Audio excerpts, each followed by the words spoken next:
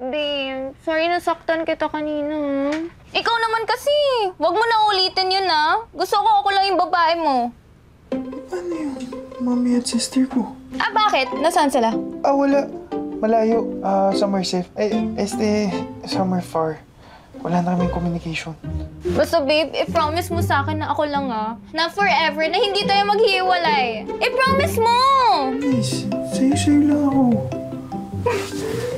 Mami, papalig na sa'yo. Babe, may sunog. Hindi ka ba nila kailangan dyan? Hindi na. Kaya na nila yan. Nasa bebe time tayo ngayon, wala dapat mag-i-istorbo sa atin. Pero babe, as a superhero, wala obligation tulungan sila. Bakit?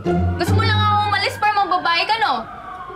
Babe, gusto nga makita kaya in action kasi proud na proud ako sa'yo. Fine. Sige na nga, tutulungan ko sila. Pero, babe, dyan ka lang. Yan. Babe, promise hindi ka alis, ha? Love you, babe! Hindi na nakapokus si Super Babe bilang tagapagligtas ng bayan. Tanging ako na lang ang kanyang iniintindi, sinusundan at sinusubaybayan na para bang ako ang kanyang kalaban.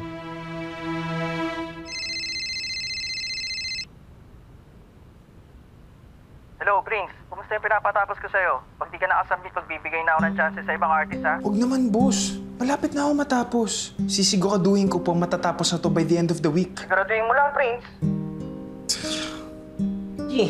Paano matatapos niyan? Wala pa nasisimulang kwento?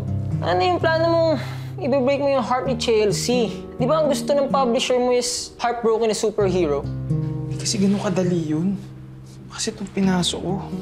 Alam mo, G, kailangan mo nang madaliin yan. Habang lumalalo yung pagmamahal niyo ni Ebu, mahihirapan ka makawala niyan, G. Sheesh!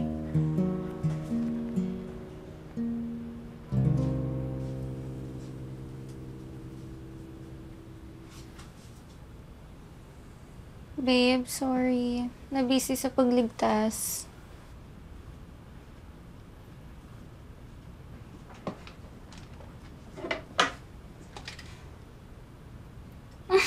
Babe, ang sweet mo naman. Mahal mo talaga ako.